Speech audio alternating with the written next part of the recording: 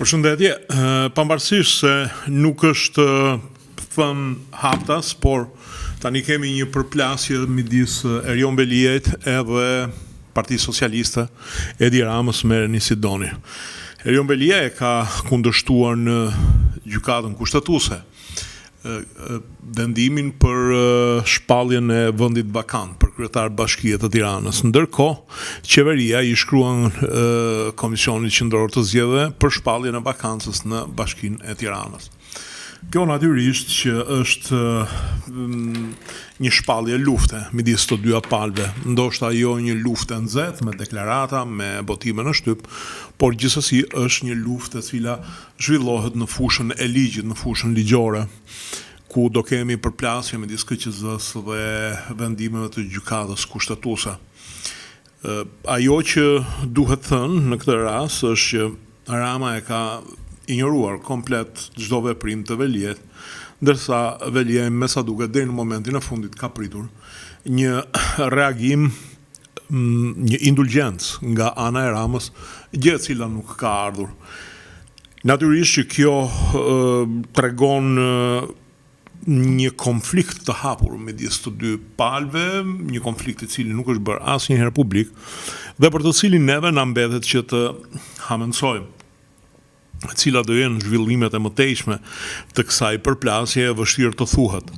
Por kam frikë se gjithçka do zhvillohet mbi bazën e faktit të kryer. Pra, Rama do eci në agjendën e tij për shpalljen e zgjedhjeve të parakohshme, ndërsa Veliaj, pavarësisht nga hapave që do marri në gjykatën kushtetuese dhe pavarësisht nga ajo çfarë do shpall gjykata kushtetuese, do gjendet përballë faktit të kryer. Pra, ka shumë mundësi që pavarësisht këtyre zgjedhjeve të shpallen të zhvillohen në Tiranë, të ketë fituar kandidati i njërës prej partive, natyrisht që mendohet që Manaj Selihu i ka të gjitha letrat për të fituar, i ka të gjitha mundësit për të fituar. Dhe pavarësisht se gjykata mund t'i japë të drejtë Velis, atëherë Veliaj do t'i mbetet ajo që shpesh thuhet në Amerikë, pra kur gjykata nxjerr një vendim dhe presidenti e kundërshton atë, është një shprehje e famshme një presidenti amerikan i cili tha po mirë tha kjo gjykata sa ushtri ka tha që të kundërshtoj vendimet e mia. Kështu që edhe Veliaj duhet të ketë ushtri pastaj që të zbatoj këtë vendim. Natyrisht që do ketë hamendësime, do ketë luftë, do ketë thënie që Veliaj po del kundra Partisë Socialiste, Veliaj po bëhet aleat me Berishën e të tjera.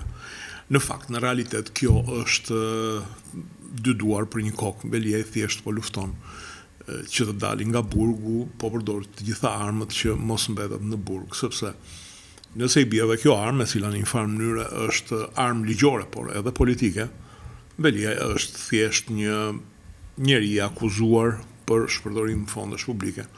Dhe kjo natyrisht që bie rënien e simpative të publikut për këtë lloj akuze, nëse nuk shoqërohet me politikë. Si gjithmonë në fund ju rikujtoj të bëheni pjesë e kanaleve tona në YouTube, dritarët e votit, kanalit Rudina Xhunga. Faleminderit.